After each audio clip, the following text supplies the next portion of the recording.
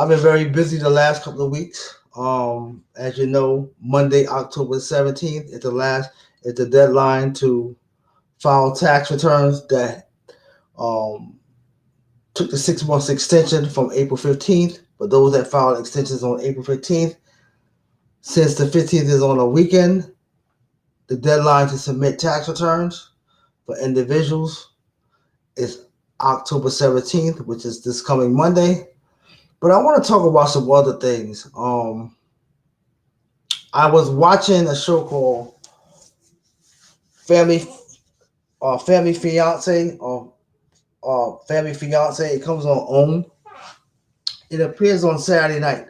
OWN is Oprah Winfrey Network station, so it comes on right after Huntsville, the show with the people the live show that comes from Huntsville, Alabama, the hoax and stuff of that nature.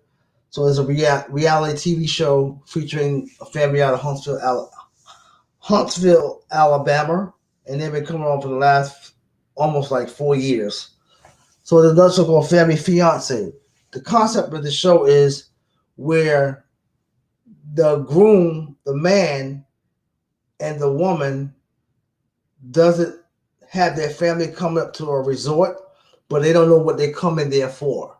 Sometimes the man doesn't share with his family that he is engaged and plan on getting married and has set a wedding date. Sometimes the same thing with the woman. She hasn't told her family of the engagement and the wedding date. So sometimes the families, when they come up to this resort, it's like a house where everything is displayed. It's act out. So you have a relationship. You have a relationship therapist there. So the whole idea of the show is basically it comes down to should you marry this person, and then the family. Now the families who have sometimes have not even met each other, they have 3 days to get to know each other. So sometimes there's a lot of drama. Um, and I just got to watch it, but something that really irked me, and then I've been blessed to come across a lot of wise men and wise women in my life. And yet, being a student and also a teacher of knowledge, knowledge represents knowing something, know, to know something, right? There could be a lack of not knowing, or you are going to know based on your life experience. And there's some people that know me on a level where, on a deep level, deep conversations. And I believe that this is my philosophy that we don't share ourselves the same to every person. Each and every one, each and every person gets to know something different about you that the other person doesn't know. That's just my opinion. And that's my philosophy. That's what I believe. And I've been blessed to come across a lot of people, and I always say this, that Christ made a statement. I go to prepare your table, right? But I look at it on a deeper level here on earth. So whatever you speak, you are preparing your table for you. That table could be the table of success, prosperity and success, winning, abundance. And on the negative side, the opposite of that, not winning, not being successful, not prospering. So whatever you think of and you manifest through your faith and your works, you are preparing your table. So for me, when I watched this show, Family Fiance, and I explained the concept, there was something that said, and it said that the man shall put his woman first, even though his mother is alive. And that kind of irked me in a way. So now I'm not speaking on in terms of mama's boy. That is something different. That's a man who have not left the breast of his mother. That's a man who puts um his mother in such a way where he's almost as if he's her husband. He does everything for her. But what I want to talk about is it was mind blowing what I saw for the therapist. She said to the man, "You should put your woman first." And people always like to use the scripture: "A man shall leave his father and mother and cleave unto his wife." Now, I'll let you know a little secret. I read the Bible back and forth. I'm well versed in it. I'm educated in it. Um, and I read a lot. I read a lot of books, philosophy, psychology. So I read a lot, and there's certain people that have been around me, have experienced this. Um, and as I said, I'm well educated in the Bible, well versed. Um, do I think I'm better than anybody? No, I'm not better than anybody. But the God that's in me is the God that I serve. I live by spiritual principles. I don't attach myself to religion at all. For my beliefs, I take a little bit out the Bible, and I like to go back to Wayne Dyer. It says, "Learn and be not attached." It means that I allow myself to learn and get the knowledge from different things. However, I don't have to attach it lifestyle to mine. Okay, I can study Islam, get some of their principles. However, I don't have to attach Islam to my life. I can read the Bible and I can learn the laws, statutes, and commandments and apply them to my principles. However, I don't have to attach my lifestyle to being a Christian. You get where I'm going? So I am free. That's why Christ said, "What? You should know the truth, and the truth shall make you free." So I am free, yet I am mindful, and I always say the law, and I walk in the law, living as within the law. I, my Father, is one. As most people are living as without, I mean, they have separated themselves from God and who they are. So when I saw the show, and I hear this all the time, one, I think we as a man, and as a man, I feel as a man, it's in our nature to love more than one woman. I'm not talking about on a, I'm talking about on a deeper level. This has nothing to do with monogamy, polygamy.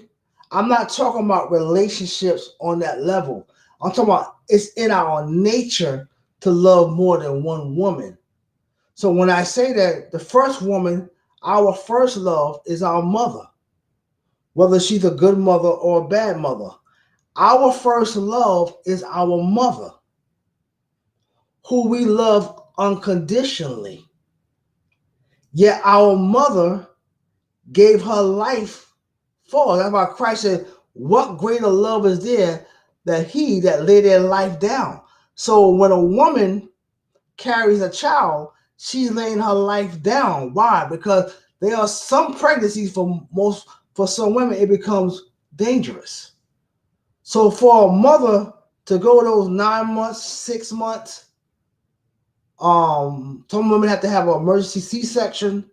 Some women have miscarriage. So for me, for a woman to go through all of that and to hear what I hear tonight, that as a man, he should put his wife first. Now, this is my opinion. When the scripture said that a man shall leave his father and mother and cleave unto his wife, I interpret it this way. A man should leave from his father and mother, and go establish a family with his wife. And when they say they should become one, yes, they should become one as far as one to each other and one in a relationship. It does not mean that a man should leave his father and mother. He should abandon his father and mother and cleave unto his wife. A man should not look after his father and mother and cleave unto his wife. It does not mean that. It means that a man should leave out from under, or leave and go out and establish what? A life and a family with his wife. Now, when I said that it's in a man's nature to love more than one woman, I'm not talking about in a monogamous relationship. I'm not talking about in a relationship. I'm not talking about a man having a wife and having a girlfriend. I'm not talking about that. That is something that I'm talking about on this level. When a man has to choose, or his wife or this woman who's a stranger, yet his mother gave her life for him. His mother made it possible for her to be with you. Now he has to choose between his wife and his mother, or he has to put his wife number one. I disagree with that. No man or woman should put anyone before them.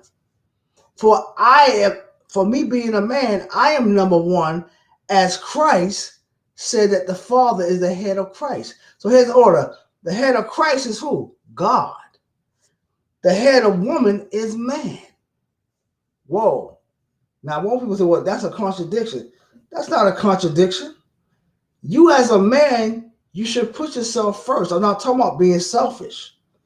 As you love yourself is how you're going to love somebody else. Which that you put above you is what you're going to look up to. And whatever you put in front of you, you're going to chase it and worship it. So you should never put no one before you.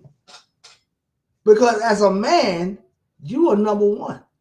Now, everything else in your life is a priority. Now, a lot of people say, Marvin, I disagree with you. As a man and as a woman, because I have a daughter, you're number one. And everything after that is a priority in your life.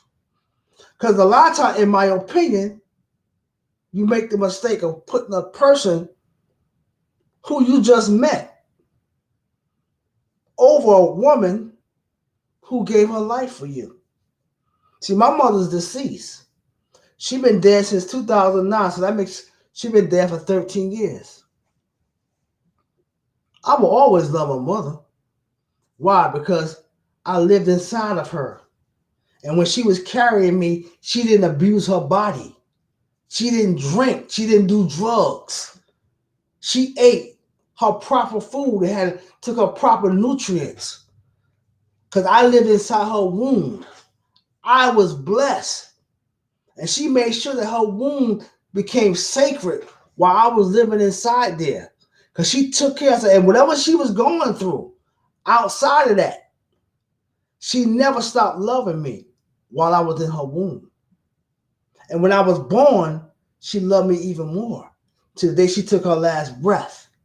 And that was June 24th, 2009 at 6:45 p.m. My mother died of heart failure, complications from diabetes. So going back to what I said, a lot of times a woman will put a man in a position where you have to choose between me and your mother.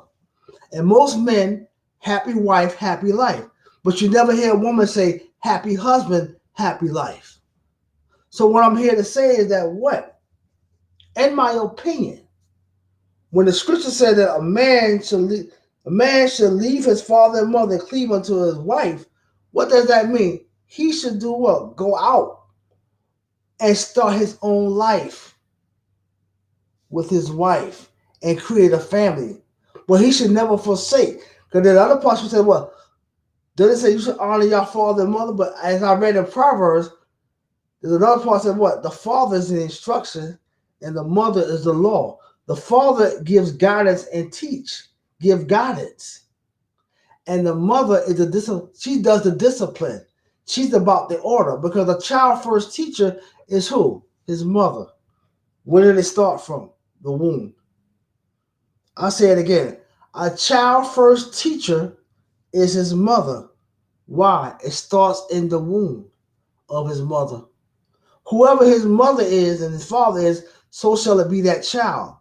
And that's the child birthright, which is an inheritance. Now, going back to what I said, as I watch this show tonight, it comes on 9 p.m. on OWN. It's called Family Fiance.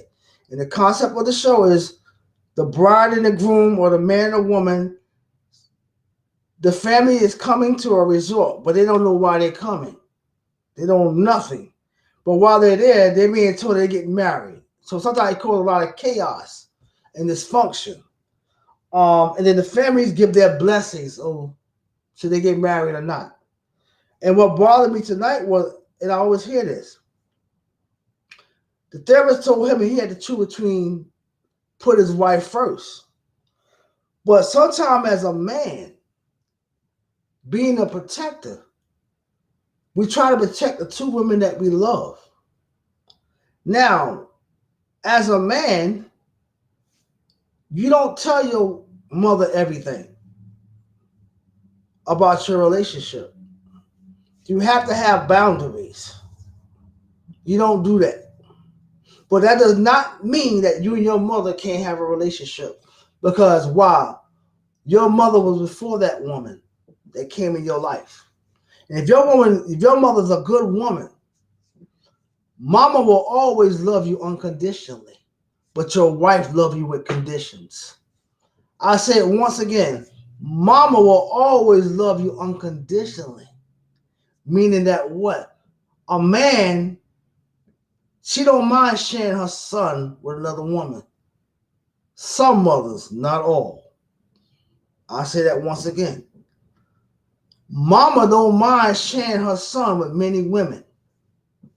But as the wife, she won't do that. Why? Because your wife loves you with conditions. Some mothers will interfere with relationships because why? As humans, we're selfish.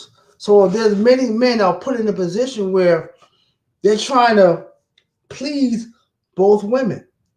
Sometimes the woman that's in his life comes in to cause disruption, trouble, to make sure that man, so she get that man to herself. And any woman that tell a man, she see that a man take care of his mother, and when I say he's being a man, not being a mama's boy, there's a difference. A mama's boy is the type of man that goes and tell his mother everything. Everything. Right? He never can say no to her. She can come over anytime she wants to. But a man lets his mother, he doesn't talk to his mother about everything. He tell her what he want her to know. He separates the two. When he with his mother, that's his best friend. She's his lover. She had him. When he with his wife, that's his friend and lover. But his relationship with his mother will never be the same with his wife. So as a man, you're caught in the middle. What are you to do?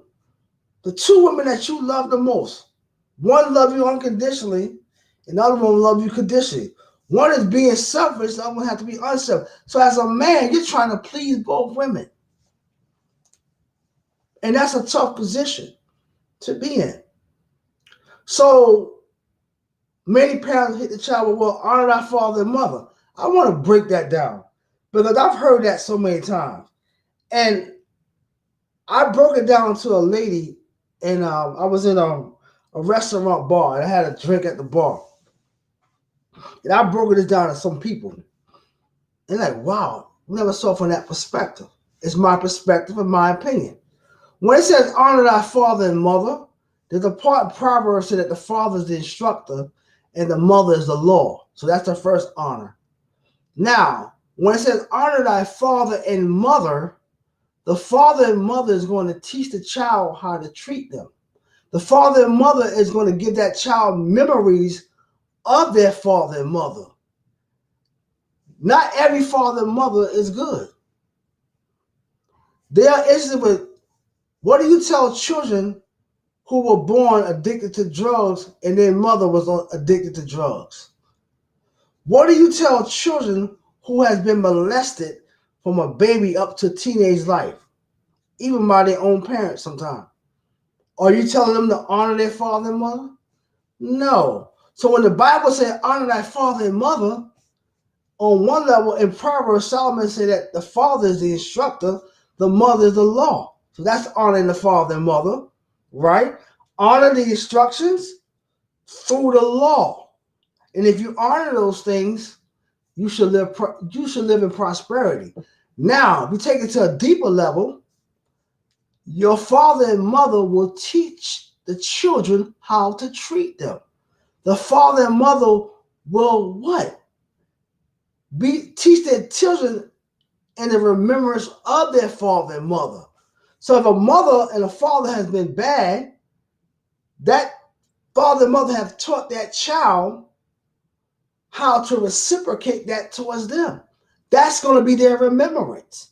Now, the other aspect of a spiritual level to that is if the child grow old with the parents, the children will be as the father and the mother. And it's the wise saying, twice a child, once an adult. What does that mean? That as an adult, and if you live long to be older, a lot of you have grandparents or your parents who live in their 80s and 90s. They have become children. Some of them wear diapers. They have become dependent on you. You have to make decisions for them. So you will be as their father and mother, and they will be as your children. And as I said before, a lot of people like use that scripture to manipulate and control people. When it says honor thy father and mother, the father and mother is going to teach the child how to treat them. The father and mother is going the remembrance of the father and mother has been taught to them by their parents. So their remembrance of their father and mother is a father and mother who was drunk, on drugs, abandoned. That's how they're going to honor them. Right. That's how they're going to think of them. So you can't say a parent can't say to a child, oh, that child has experienced certain things with you. You've hurt that child. Oh, the Bible says honor thy father and mother. No, you can. That's incorrect. That child deserves its truth. The way you taught that child, that's that child's truth about you. And that's how it works. So, as I said before, as a man, it's in our nature to love more than one woman. I'm not talking about through a man having a wife and a girlfriend. I'm not talking about that. A man can love his mother, which is his first love, and he'll love his daughter. Right?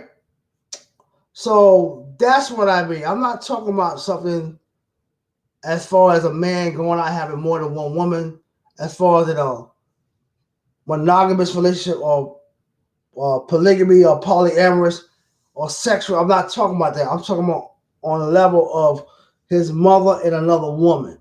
That's what I mean. So as I said, I watched the show, and I also want to talk about. I'm just talking about a lot of stuff tonight. All thing I want to talk about basically is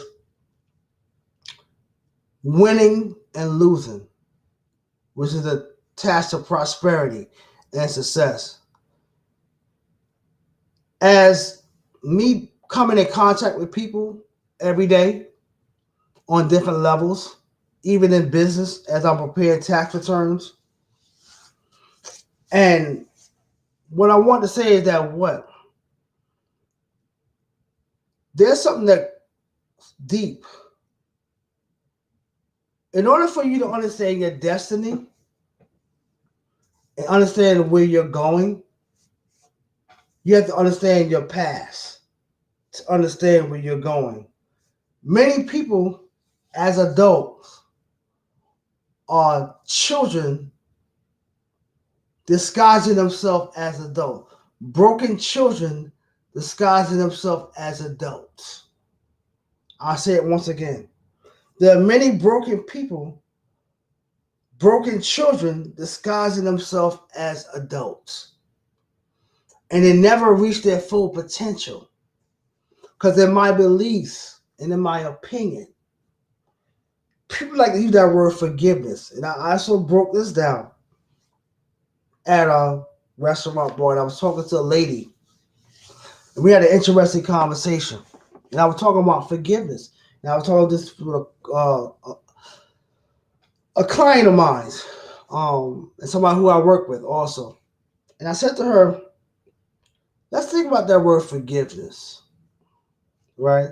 They say to forgive is to pretend that it never happened. But I said to her, does forgiveness really exist? Is it a mind controlling substance? And she said, what you mean, Marvin?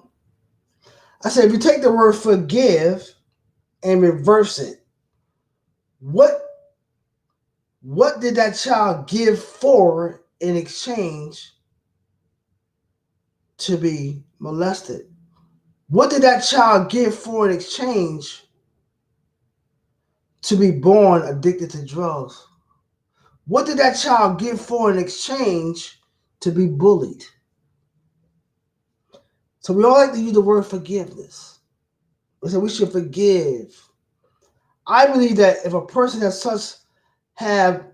suffered such tragedy as I mentioned, just imagine a child being molested from a baby up to a teenager. They can't forgive. How can they forgive when they never had an opportunity to say no? That right was taken from them. They suffer each and every day. I feel no one has a right to tell them to forgive. So when I say that, I'm not talking about they have to go out here and get vengeance. I'm talking about the level that they have to, what they're dealing with on an everyday thing. It's hard for that person. So that word forgive is to pretend that it never happened. But in reality, use common sense. As long as you're human, you have feelings. You have memories. Right? So Oprah Winfrey said, to forgive is to pretend that it never happened. I say, is there really a such thing? Is there really a such thing? With what we're seeing now throughout the cities of America. Here in Philadelphia, crime is at an all-time high. There are so many black men dying in the streets of North Philadelphia, South Philly, Southwest Philly, Delaware County, and New York City, Brooklyn, Queens, Manhattan, Bed-Stuy, Brownsville, South Bronx, Chicago, Detroit, Lansing, Michigan, California. There are so many black men getting killed every day. So many black women getting killed every day. So I say to you that what? That word forgive. Does it really exist? Do it really exist? What did that person give for in exchange for that outcome? See, sometimes I like to have thought-provoking conversations. I call them real conversations. And sometimes, and I always say this, you have to know when to have these conversations. You have to know when to keep it real. Every situation don't call for you to keep it real. You have to understand who you're around, how to move in the room. That's why the scripture said that what? Wise as a serpent, harmless as a dove. Meaning you have to blend in and everyone not knowing what your true intentions are, what you're thinking internally. So many of you say, well, I'm keeping it real to the point where it'll work against you. Every situation don't call for you to keep it real. Every situation don't call for you to tell the truth. It all depends on the situation, who the people are. It's called playing chess and how you move on the board. And I had to learn that.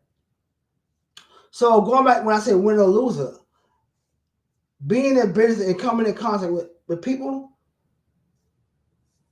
I meet all kind of people. That's why Christ said, well, if I am lifted up, so if Christ is in you and you're lifted up, is he not going to draw all unto you? Whatever you believe in, when you're in the space of prosperity and success, you're going to meet all kind of people. You're going to meet good people, evil people, con artists, everything. And that is the road to success. There are going to be times that you're going to lose. Well, You want to make sure that you have more wins than losses. You must keep the faith. Faith without works is dead. You can have faith, but what is the outcome of your faith? Christ said you should know the tree. The tree represents you. The fruits is the byproduct, or the fruits is the blessings. What is a fruit? Wealth is a fruit. That's a fruit. When you are wealthy, that's a fruit. When you are healthy, that's a fruit. When you are successful, that's a fruit. Prosperity is a fruit. Evil is a fruit. When you're not prosperous, that's a fruit. Faith. And many people have faith in all things. Whatever you do in life, make sure that you become the best at doing it. So, yes, I meet all kind of people. All kind of people. Con artists, liars, crooks, and thieves.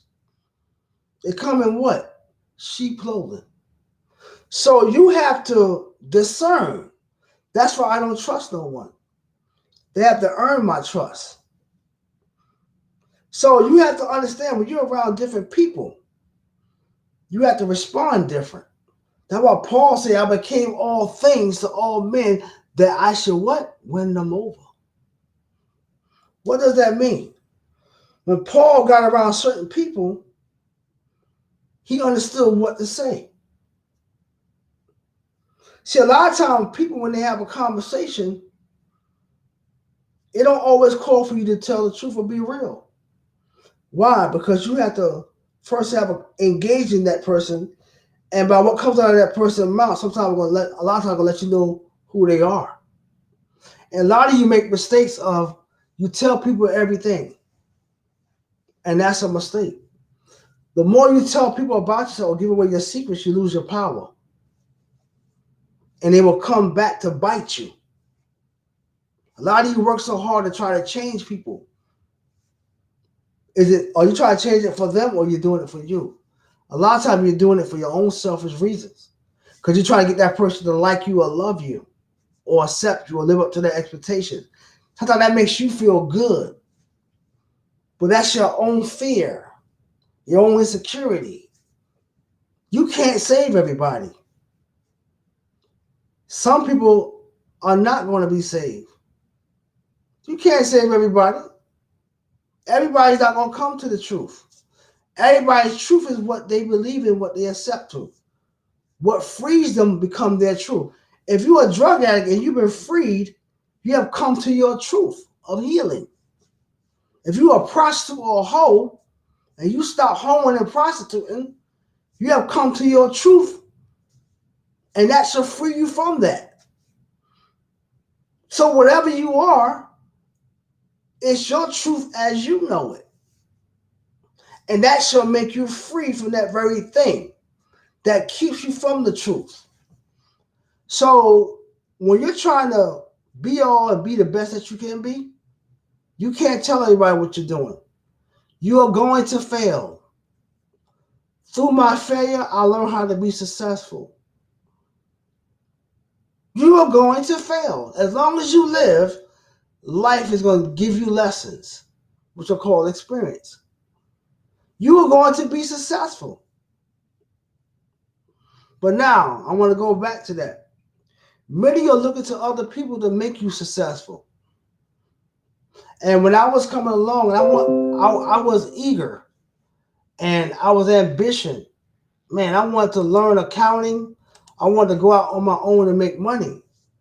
But along the way, I was taken advantage of. See, when you want to learn sometime, when you want to learn and you want to advance in life, sometimes you're going to put yourself in a position where people want to take advantage of you because you're trying to get to something bigger, to success.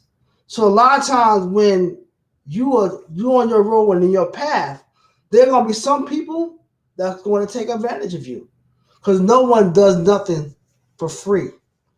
Everybody does something because they want something in return. If anybody tell you other, they're a liar. We all do something for something in return. That's human nature. I don't care what anybody say. So when you try to be ambitious and goal oriented, you're gonna meet people. You're gonna be taken advantage of. Why? Because this is called prosperity. And sometimes in prosperity, they are gonna be a little bit of pain. Right? They're gonna be pain in order for you to gain a greater outcome. They're gonna be people that are gonna try to take advantage of you. They're gonna be people that purposely try to stop you from doing what you're doing. They're gonna try to talk you out of it. That's why it's very important. Don't tell everybody what you're doing. Express it to those that it's in going in the same direction you're going into. Because it's so easy to go and reverse them instead of going forward. A lot of people go in reverse. Why? Because they meet people who influence their mind, which make them now reverse their path and go back to what they was doing. And there's some people, no matter what you tell them, they will do anything to get to where they got to go. And I respect that. So you're going to fail. Through my failures, taught me how to be successful. Right? However, failure is always in the shadow, lurking in the background. That's why Paul said that I have to constantly check myself. Why? Because whoever you were is always in the shadow, in the background, waiting to resurface from something, cause and effect. It's like a drug addict. His addiction to who he was is always lurking, always in the background, following wherever he goes. Why? Because it's part of who he is, who he was, not who he is. However, stress or something can trigger that person that was on drugs to go back to drugs. So the very thing, you have to always check yourself every day. But sometimes some of you overdo it. You overdo it. You're going to fall. All of us fall. That's how you get back up. All of us fail. But through my failure, I become successful. Through my failure, I have become successful. Because I recognize the very thing that made me fail. Sometimes it was love that made me fail. Worrying about others and doing for others made me fail. Putting other people first made me fail. When I was young and I was trying to get to where I was going, telling everybody, I felt that my joy and happiness, I was so eager to share it with everybody. But you know what I learned as I got old? Everybody that's in your space or everybody that's laughing with you, they're not happy for you. They're putting on an act because they're waiting for you to fail. I'm going to go deeper. There's people that's praying for you to fail. That's why I don't have everybody around me. I don't have everybody praying for me. How you going to pray for me? Your life is full of dysfunction and chaotic. Your prayer won't go beyond that ceiling. Because why? You must show me that your faith is working for you. That's why Christ said you should know the tree by the fruit of his labor. If what you believe in, should it not be working for you? So why? And if it's not working for you, why would I want you to pray for me? When your life is full of dysfunction and hell, I don't want that energy for me. I want somebody who believes in prosperity, abundance, wealth, happiness, prosperity, knowledge, wisdom, and understanding. That's what I want. Because everybody that come in your space don't bring the right mindset, the right energy, the right spirit. There are some that come in your space pretend that they are for you. but yet inwardly they are plotting to take you down. A lot of you are sleeping with the enemy. Your woman is stopping you from reaching your prosperity or reaching your greatness. Your man is stopping you from reaching your greatness and prosperity. Why? Because a lot of you so much in love that you forsake all. I'm here to tell you that's incorrect. You don't have to forsake all. That person should love you for who you are. A lot of people try to make other people very happy and have nothing for themselves. Because true happiness starts with you. True happiness starts with you. Health, happiness, prosperity, success, money, love, and the abundance of all things. And when you have those things, those are the keys. There's nothing wrong with being rich. There's nothing wrong with being wealthy. There's nothing wrong with receiving. A lot of you have that old foolish saying, it's better to give than receive. I don't want you near me. You got to learn how to receive. And when you can receive, you can give. Vice versa. They work side by side. But a lot of you don't want to receive. You feel guilty when you receive things from people. No. That's your blessing. But a lot of you reject that blessing by the way you think and what you was taught.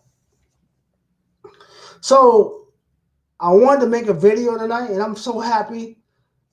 Yeah, I'm an accountant, and I talk about business. I'm going to be talking about business. But then sometimes I just want to talk about life and life in general, and just to have you thinking and saying, you know what, man? I wasn't thinking about that. Or I was going through something, and you said something that inspired me. I want to also say this. A lot of times, a lot of you get inspired by what you hear, but are you in the right frame of mind? Where you at mentally when you hear this message? Sometimes your thoughts and the way you feel about life will put you in a position just to hear this message. And you listen, well, it's coming from God. Nah, sometimes it's not coming from God. It's coming from you. It can be coming from a place of fear. Sometimes your mind can deceive you into thinking that this is a blessing. The mind playing tricks on you. That's why the Lord said the heart is deceitfully wicked. I say the heart will make you imagine things. The heart will make you imagine blessings that really don't exist. Because that curse is disguising itself as a blessing. I'll say it again. That curse is disguising itself as a blessing and setting you up for the fall. That curse can be a man. That curse can be a woman. Disguising themselves as a blessing, setting you up for the fall. Why? Because you fall in love. I'm not saying you can't love somebody, but I have a different feeling about love. I think love is a mind-controlling substance too, sometimes. That's just how I think and how I feel about it. I'm not telling you to mistreat your spouse. No, I'm not saying that. But sometimes you got to put people through the test. As I mentioned, that curse can disguise itself as a blessing sometimes to you. And everything that comes your way is not an opportunity. It can be a distraction. A lot of times you're distracted. When I hear people say, oh, Marvin, since I'm a business owner, they say, Marvin, you ever thought about multi-stream income? And I said to myself, damn, multi-stream income, that sounds good. But there's a lot that I have to do. I mean when I was doing Amway. Amway is where you sell products online, like soaps and stuff like that. Some people do Prime America, sell insurance. They tell me to go to a network, but they got so many insurance agencies there trying to sell me something. They said, well, this is about multi-stream level income. In order for you to be successful, you have to first master master yourself and have discipline. Without discipline and mastering yourself and having laws and principles, you're going to chase everything idea that someone presents to you. And that's going to distract you away from what you're doing. Yeah, I'm not saying don't do multi streams of income, but you got to think. I mean, there was Acorn. Oh, you could do Acorn. Or I think ACN. Well, I think it's ACN. Where you're selling discounts on people's telephone bill, electric bill. You know how hard that is to sell? But yeah, you go to these events and they throw these elaborate events. Oh yeah, John and Mary, they are this different level, the diamond level. They're trying to get to platinum, and they made this X amount of dollars, and now they're driving this car. And I say to myself now, well, I like to see John and Mary bank account, their financial statements. Not what I'm seeing can be deceiving to have me thinking to draw me in. And I would like to go to Amway. I had my business back in New York, and they come with these catchy phrase lines. You don't work for yourself, by yourself. You work with a group, and everything sounds good. They throw multi-stream of income or residual income. And I said to myself, and I would do it. Because a lot of times, I didn't want to hurt no one's feelings. I didn't know how to say no. So I went along with it. Even though I had my business and I was still in the baby stages of growing it. Why? Because I couldn't say no. A lot of times, you have to learn to say no. If you're an entrepreneur, you're focusing on building a business, build your business first. Then you can be selective on what opportunities or new business that you're going to go into. You never see the Donald Trumps or the Damon Johns or the Mark Cubans do that. They first establish themselves first. Then, when you go on Shark Tank, you look at Mr. Wonderful, you look at Mark Cuban and Damon John, who was a FUBU. They have built their business first. Now, once they built their business, they have become selective in terms of investments or new business.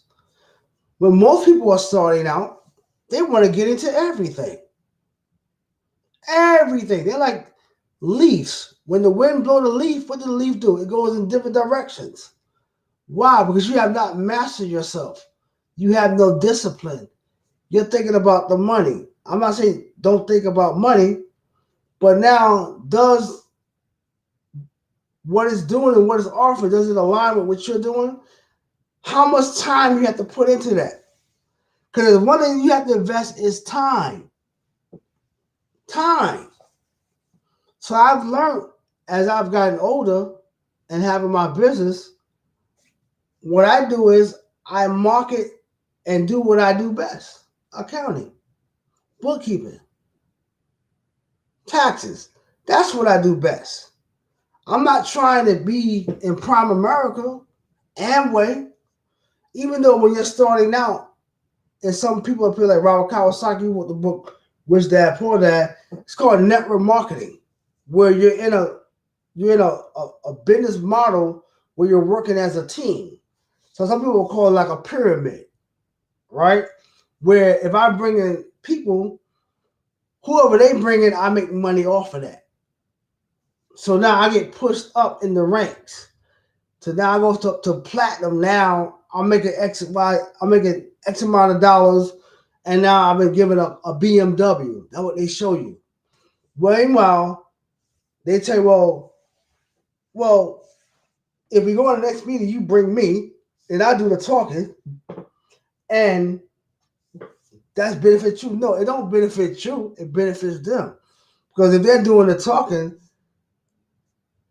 they're going to sign up under you, and it's going to be money for them. So I'm not saying don't do it. What I'm saying is that when you're first starting out, you have to create a foundation. A lot of business owners, a lot of people are beneath their feet is sand. And some people that are successful beneath their feet is solid ground. And as you're going through life, you are going to lose. You're going to win some, you're going to lose some. But let your wins be more than your losses. You're going to fail. But failure taught me how to be successful. In order for me to be successful, I had to have the mindset of prosperity and success. The mind is the Garden of Eden. Why? Because it's the mind of abundance. And as I mentioned, it's very important that you wake up every day and you write down goals that are reachable. A lot of you write now 10 goals and you haven't done one. Make goals that are reachable and easy to do. A lot of you repeat the same thing over and over. Two goals I hit them up. I want to lose weight and I want to save money. And guess what? It doesn't play out that way for you. It doesn't play out that way for you. So I'm here to say that what's important is that you understand what your purpose is. A lot of times you hear things what people say, a lot of these life coaches or people say some beautiful words. Our Lord said that many are called. Many will call themselves life coaches. Many will call themselves relationship experts. Many will call themselves preachers. Many will call themselves teachers. Many will call themselves messengers. But guess what? Few are chosen. You say, well, Marvin, why you say that? It's gotten worse today. Through social media. You don't know what to believe anymore. Why? Because there's so many stories circling around on the internet. Through Instagram, Twitter, Facebook, and all other social media platforms. And the main thing is the telephone. Right? The telephone. The cell phone. That's your God. A lot of you on Facebook every day putting up 3 and 4 pictures a day. Every day. And you tell all your business on Facebook. So the whole world can see it. Because why? You want everybody to like you. You want everybody to follow you. A lot of you on Facebook, you don't even contact your family.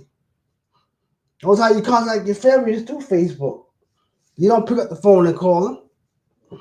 Because everybody want to be online. When the last time that you heard someone say, Mother, brother, I love you. When the last time, like Stevie Wonder said, you pick up the phone and call people.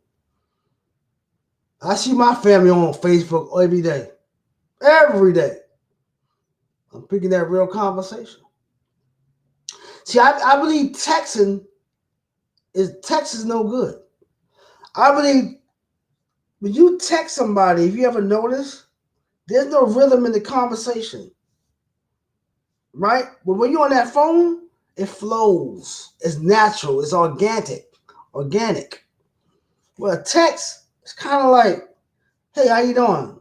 I'm all right. That's it. Right? When you're on the phone with that person, you're engaging in a conversation. But so many people rather conversate through a third party. Facebook is some people's God. They worship Facebook. I believe the cell phone is one of the worst things, good and the bad about a cell phone. Because you can't live without it. It's our life. You can lose your wallet, leave your wallet home. Hell, you can have a virtual wallet, right? Your cell phone. But you can't lose your cell phone. So a lot of you don't talk to each other. no more. Or you don't know how to talk to each other anymore. So I'm about to sign off in a few minutes. But I had to come on after I saw Family Fiance, and I want to talk about this thing. As a man, don't forsake your mother. Don't stop loving your mother at all. Remember, this woman laid her life down for you. You don't disrespect your mother, you don't disrespect your woman. But you have to remember, as a man, you are number one. As Christ said that the Father is the head of him, so is the man the head of the woman. So when I say that, I'm not talking about what I mean is something different. I'm talking about the man and woman, you should be first. You should love yourself first. You should treat yourself first. You should admire yourself first before you can love someone else. You should be number one, the man or woman. Right? Doesn't mean you don't disrespect each other. Doesn't mean you don't need each other. But I feel as a man, it's my right and place that I put no one above me or before me. I am number one. And everything else in my life is a priority. And I don't think it's right for a woman or your wife to say, you know what, you have to choose between me and your mother. Or else. Well, you know what? I love both of you. And my mother's not going away. See, my mother was alive. That's my lady. Right? I'm not going to say a lie. But you don't disrespect your wife neither. Right? You never hear a man say, well, you need to put me before your mother. You never hear her say something like that. Because we know. You really hear a man say that. Baby, you need to put me first. For your mother. You do not do that. No. But as I said before, the key to prosperity is that you believe in yourself and that you develop laws and principles that's going to govern your life. And that as a man, it's always important to get knowledge. It's always important to love yourself and take care of yourself. As a man, it's always good to have. Remember Adam in the garden, and Eve? And Adam had to work to build. That's what that meant. Adam had to work and build what he had in that garden. God didn't give Adam the garden. Adam had to work in the garden, and Adam had to work for what he got. And the woman came along who was Eve. She was to help assist him in what he was doing. The Lord knew what he was doing. He put that tree there. That tree wasn't no accident. Adam and Eve knew the law. They knew the law. But Adam and Eve was not the only people in the garden. But the story focuses on Adam and Eve because why? It's the first 5 books of Moses. So Moses is focused on them. Out of all the people he's talking about, Adam and Eve in the garden. Garden represents prosperity and abundance. And in my humble opinion, again, when the serpent came to Eve, that was a metaphor. Not a metaphor. The serpent that came to Eve was her deceitful thoughts and imagination. Why? Because you know, it's in a woman nature to try to break a man down. Didn't Delilah do that to Samson? His hair wasn't his strength. What did he give her? He gave her his heart. He gave her his secret. Because she would have never known that his hair was his strength unless he told her. That's why in Proverbs 31 says, King Lamech mother told him, give not that strength to a woman. Right? So now deceitful thoughts came to Eve. Why? Because Eve wanted that position. And when it said the tree in the midst, that tree was called choice. They had a choice between right and wrong. So when it said they were naked, that means they was exposed. Right. Because they knew that he knew that Adam and Eve already knew that they had did wrong. So what did Adam do? He tried to blame the woman. Don't we do that by nature? If you have children, if the younger one do something, it's gonna blame the older brother or sister. Isn't that what we do? So when God punished Eve and Adam, because they already knew the law. They already had the law. And they said their eyes open to know good and evil. Why? Because good and evil is a choice. There are people who choose to do good and people who choose to do evil. So that tree in the midst of the garden was called a tree of choice. Because many of you have eaten apples. I've eaten apple now-laters, apple juice, apple pie. I ain't never did evil. So who said that stupidity? Who said that stupidity? How I know Adam and Eve was not the only one? Because Adam and Eve had two sons, Cain and Abel. And when Cain killed Abel, he went into the northeast of Nod and met his wife. So I want to get into some things. But what I'm so happy to say that, you know what? It's always good that you read, that you get understanding.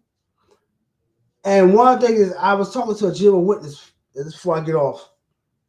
And I said to him, every man or woman has to search for their own soul salvation. So if that's what you believe in, fine, my brother. But you have no right to try to convince someone else what they believe in is wrong. Respect what a person believes in. And sometimes if you drop a little jewels here and there, maybe one that they might see from your perspective. But don't go around disrespecting what someone else believes in. Because that's not the right way to do things. You can offend people by trying to convince them in what you believe. And don't be Bibling people to death or pull out scriptures every time someone talks or someone asks you a question. You always got to quote a scripture or you got an answer machine. Oh, Lord of Holly. No, you're overdoing it. Live and learn to respect what people believe in. Even if you don't agree with it. That is not your right or place. If that person said that they're atheists, respect what they believe in. Because they don't see the way you see it. Don't make them incorrect. They're just asking questions. Right? So whatever that person is into, just respect it. That religion is one personal own belief. I say it again. Religion is one personal own belief. What they believe in. So respect it. You're trying to sit there and talk someone out what they believe in or convince them otherwise for your own selfishness. Let them be. And you'll get along better with people. I don't agree with a lot of people. Okay. But I respect them. As long as they don't disrespect me. They can believe whatever they believe in. That's them. They believe that bunny lay eggs. Who am I to tell them so? Or reindeers fly.